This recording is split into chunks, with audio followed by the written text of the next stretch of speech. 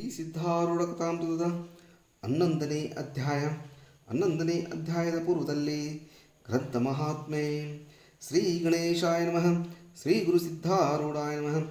4 ವೇದ, 6 ಶಾಸ್ತ್ರ, 18 ಪುರಾಣ, 28 ದಿವ್ಯ ಆಗಮಗಳ ಸರ್ವಸಾರಭೂತವಾದ ಶ್ರೀ ಸಿದ್ಧ ಪುರುಷನ ಈ ಪವಿತ್ರವಾದ ಚರಿತ್ರೆಯನ್ನು ನಿತ್ಯವೂ ಶ್ರದ್ಧೆಯಿಂದ ಓದುವ, ಕೇಳುವ, ಪೂಜಿಸುವ ಸರ್ವಭಕ್ತರಿಗೆ ಧರ್ಮ, ಅರ್ಥ, ಕಾಮೋಕ್ಷಗಳು ಸಿದ್ಧಿಸುವವು. ಸರ್ವ ಕಷ್ಟ ನಷ್ಟಗಳು, ಸರ್ವ ಪಾಪ ತಾಪಗಳು, ಚೋರ ವೈರಿ ವಿಷ ಭೂತಾದಿ ವೈದ್ಯಗಳು ಬಯಲಾಗಿ ಸರ್ವದಾ ಸಕಲ ಸನ್ಮಂಗಳಿಂದ ಕೂಡಿದ ಸುಖ ಸೌಭಾಗ್ಯಗಳು ಒದಗಿ ಬರುವವು. ಶ್ರೀ ಸಿದ್ಧ ಸದ್ಗುರುವಿನ ಕೃಪಾಪೂರ್ವಕ ಶ್ರವಣ ಮಾಡುವುದರಿಂದ ಶಾಂತಿ, ದಾಂತಿ, ವಿವೇಕ, ಜ್ಞಾನ, ಸದ್ಭಕ್ತಿಗಳು ಸಂಪ್ರಾಪ್ತವಾಗುವವು. ಈ ಗ್ರಂಥವನ್ನು ತನ್ನ ಇಷ್ಟ ದೇವತಾ ಮಂತ್ರದೊಡನೆ ಗಂಧ, ಅಕ್ಷತ, ಧೂಪ, ದೀಪ, ನೈವೇದ್ಯಗಳಿಂದ ಪೂಜಿಸಿ ಪ್ರತಿ ಅಧ್ಯಾಯದ ಪ್ರಾರಂಭದಲ್ಲಿ ಗ್ರಂಥ ಮಹಿಮೆಯನ್ನು ಪಠಿಸಿ ಸ್ಮರಿಸಿ ನಂತರ ಪಾರಾಯಣ ಮಾಡಿ ಮಂಗಳ ವಿಭೂತಿ ಪ್ರಸಾದಗಳನ್ನು ಭಕ್ತಿಯಿಂದ ಸ್ವೀಕರಿಸುವುದು ಶಿಷ್ಟರ ಸಂಪ್ರದಾಯವಾಗಿದೆ. ಇತಿ ಗ್ರಂಥ ಮಹಾತ್ಮೆ ಸಮಾಪ್ತಿ. ಓಂ ತತ್ಸತ್.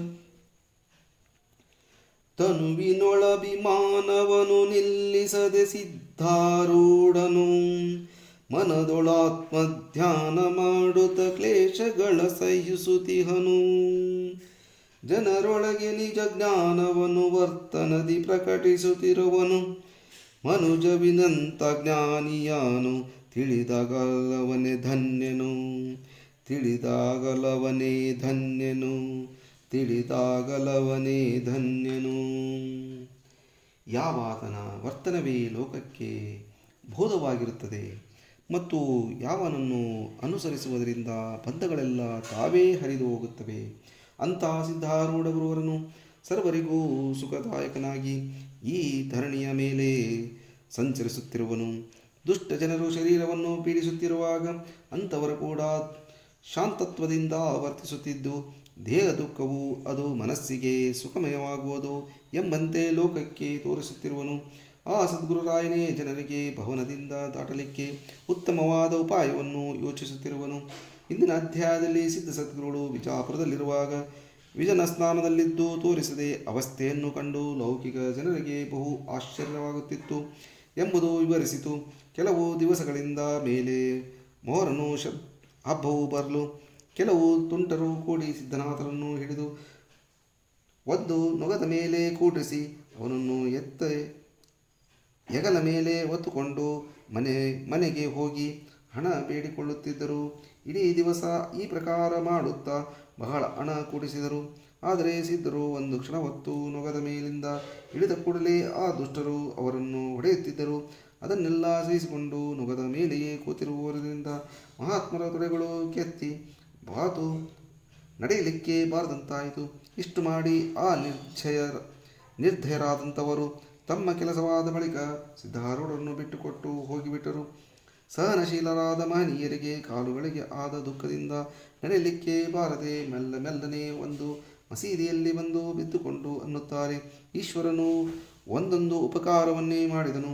ಯಾಕೆಂದರೆ ದೇಹ ಚಲಿಸುತ್ತಿರುವುದರಿಂದ ಮನಸ್ಸಿಗೆ ವಿಕ್ಷೇಪವಾಗುತ್ತಿತ್ತು. ಆದರೆ ಒಂದೇ ಜಾಗದಲ್ಲಿರುವುದರಿಂದ ನಿರ್ವಿಕಲ್ಪ ಸ್ಥಿತಿಗೆ ಅನುಕೂಲವಾಗುತ್ತದೆ. ಈ ಪ್ರಕಾರ ಕೆಲವು ದಿನಗಳು ಹೋದವು. ಮಹಾತ್ಮರಿಗೆ ಅನ್ನೋದಕವನ್ನು ದೇವರು ಅಲ್ಲೇ ಪೂರೈಸುತ್ತಿದ್ದರು. ಸಿದ್ಧರಿದ್ದಲ್ಲಿಗೆ ಹುಡುಗರು ಬರುತ್ತಿದ್ದು ಅವರ ಕೂಡ ಸದ್ಗುರುಗಳು ಆಡುತ್ತಾ ಹೊತ್ತು ಕಳೆಯುತ್ತಿದ್ದರು. ಚೆಂಡು, ಬಗರಿ, ಗಾಳಿಪಟ ಇತ್ಯಾದಿ ಆಟಗಳನ್ನು ಹುಡುಗರ ಕೂಡ ಸಿದ್ಧನಾಥರು ಆಡುತ್ತಿರುವಾಗ ಅವರೆಲ್ಲರೂ ಸಿದ್ಧರ ಮೇಲೆ ಬಹು ಪ್ರೇಮ ಮಾಡುತ್ತಿದ್ದರು. ಮಹಾತ್ಮರ ಭಾಷಣದಿಂದ ಅವರಿಗೆ ಬಹಳ ಆನಂದವಾಗುತ್ತಿತ್ತು. ಅವಧೂತರ ಈ ವಾರ್ತೆಯನ್ನು ಕೇಳಿ ತುಳಜಪ್ಪನೆಂಬ ಭಕ್ತನು ಅವರಿದ್ದಲ್ಲಿಗೆ ಬಂದು ನಮಸ್ಕರಿಸಿ ನಿಂತುಕೊಂಡನು. ಕಣ್ತುಂಬ ಆ ಮಹಾಪುರುಷನ ಮುಖವನ್ನು ನೋಡಿ ತುಳಜಪ್ಪನಿಗೆ ಬಹು ಆನಂದವಾಗಿ ಅಂದುಕೊಳ್ಳುತ್ತಾನೆ. ಈ ಮಹಾತ್ಮರ ಸೇವೆ ನನಗೆ ಸಿಕ್ಕರೆ ನಾನು ಧನ್ಯನಾಗುವೆನು.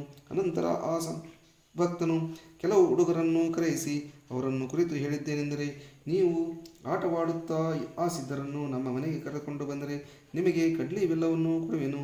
ಇದನ್ನು ಕೇಳಿ 10-20 ಹುಡುಗರು ಕೂಡಿ ಸಿದ್ಧರ ಕೂಡ ಚೆಂಡಿನ ಆಟವಾಡುತ್ತಾ ತುಳಜಪ್ಪನ ಮನೆ ಕಡೆಗೆ ಹೋದರು.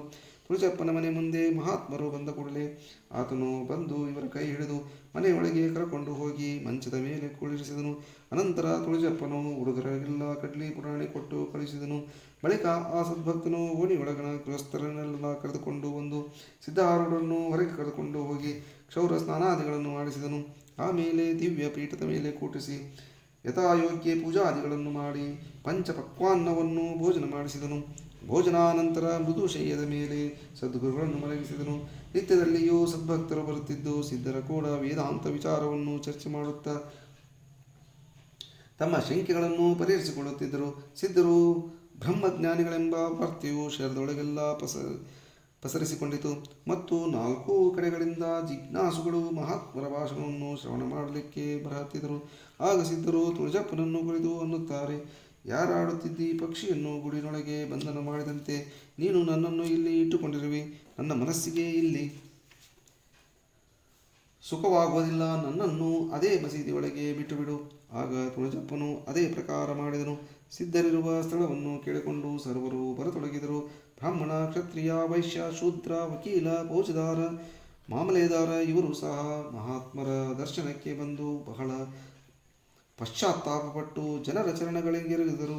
ಸುಖ ದುಃಖ ಮಾನಾಪಮಾನಗಳಲ್ಲಿ ಸಮಾನ ಬುದ್ಧಿಯುಳ್ಳ ಮತ್ತು ದ್ವೇಷರಹಿತವಾದ ಸಿದ್ಧ ಮಹಾತ್ಮರು ಸರ್ವರ ಕೂಡ ಮೃದು ಭಾಷಣ ಮಾಡುತ್ತಿದ್ದು ಅವರೆಲ್ಲರ ಮನಸ್ಸಿಗೆ ಆನಂದವಾಗಿ ದರ್ಶನ ಮಾತ್ರವಿಂದ ಕೃತ್ಯರೆನಿಸಿಕೊಂಡು ಹೋಗುತ್ತಿದ್ದರು.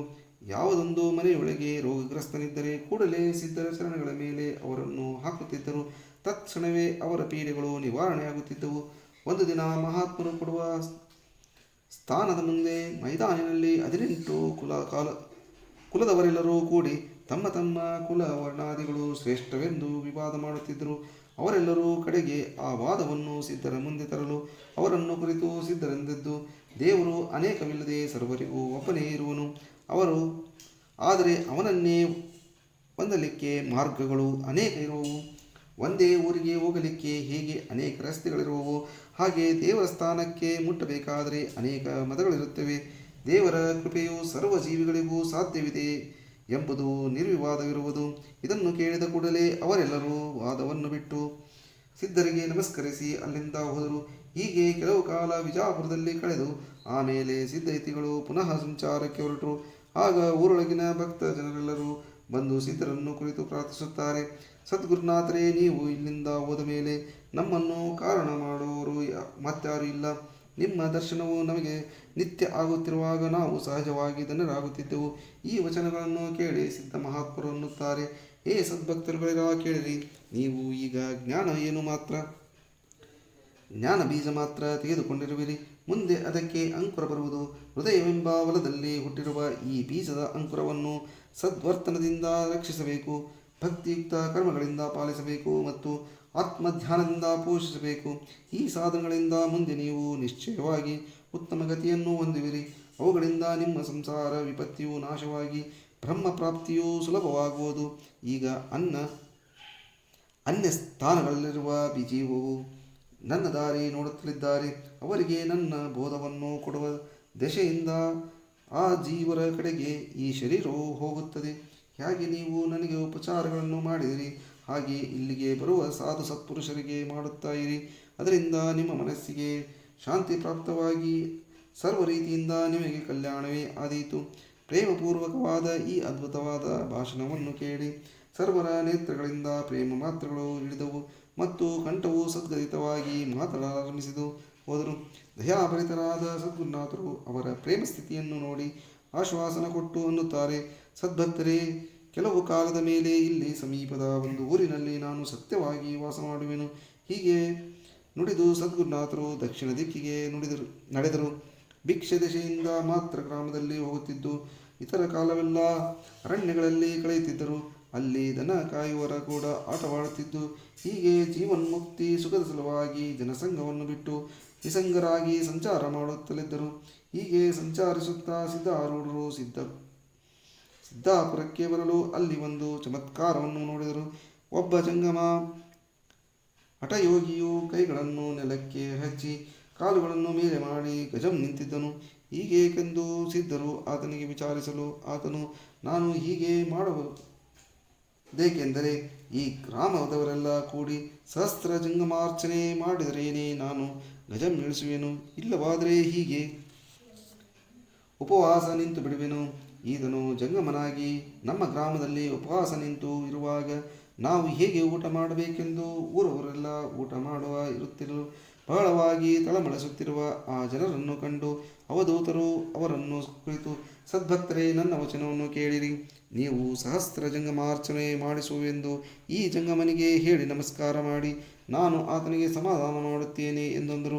ಇದನ್ನು ಕೇಳಿ ಗ್ರಾಮದ ಜನರು ಸಂತೋಷಯುಕ್ತರಾಗಿ ಸಹಸ್ರ ಜಂಗಮಾರ್ಚನೆ ಮಾಡಿಸುತ್ತೇವೆಂದು ಆ ಜಂಗಮನಿಗೆ ನಮಸ್ಕರಿಸಿದರು. ಆಗ ಆತನು ಗಜಂ ಕೂತನು. ಸಿದ್ಧರು ಕೂಡಲೇ ಬಂದು ಅವರನ್ನು ಕುರಿತು, ಜಗಪರಿತ ಜಂಗಮನಿರುವಾಗ ಯಾವ ಜಂಗಮನನ್ನು ಉಣಿಸುವಿ? ಜಂಗಮರನ್ನು ಕೆಲವರಿದ್ದಾರೆ ಅನ್ನುವುದಾದರೆ ಅಂಥವರು ಷಡೂರ್ಮಿ ಸಹಿತ ಇರುವರು, ರಹಿತರಿರುವರು. ಷಡೂರ್ಮಿ ಸಹಿತ ಜಂಗಮರೆಂದರೆ ಅವರು ಬದ್ಧರಿರುವರಿಂದ ಪೂಜೆಗೆ ಅಯೋಗ್ಯರು. ಷಡೂರ್ಮಿ ರಹಿತರೆಂದು ಮೇಲೆ ನಿತ್ಯ ತೃಪ್ತರಾದ ಅಂಥವರಿಗೆ ನೈವೇದ್ಯವು ನಿಷ್ಪ್ರಯೋಜನವಾಗಿರುತ್ತದೆ ಎಂದು ನುಡಿದ ಶಾಸ್ತ್ರೀಯ ಭಾಷಣವನ್ನು ಕೇಳಿದ ಕೂಡಲೇ ಆ ಜಂಗಮನು ನಿರುತ್ತರನಾದನು. ಆಮೇಲೆ ಏಕಾಂತದಲ್ಲಿ ಅವನು ಕರಕೊಂಡು ಹೋಗಿ, ಸಿದ್ಧರು, ಈ ಡಾಂಬಿಕ ವರ್ತನವನ್ನು ಬಿಟ್ಟುಬಿಡು.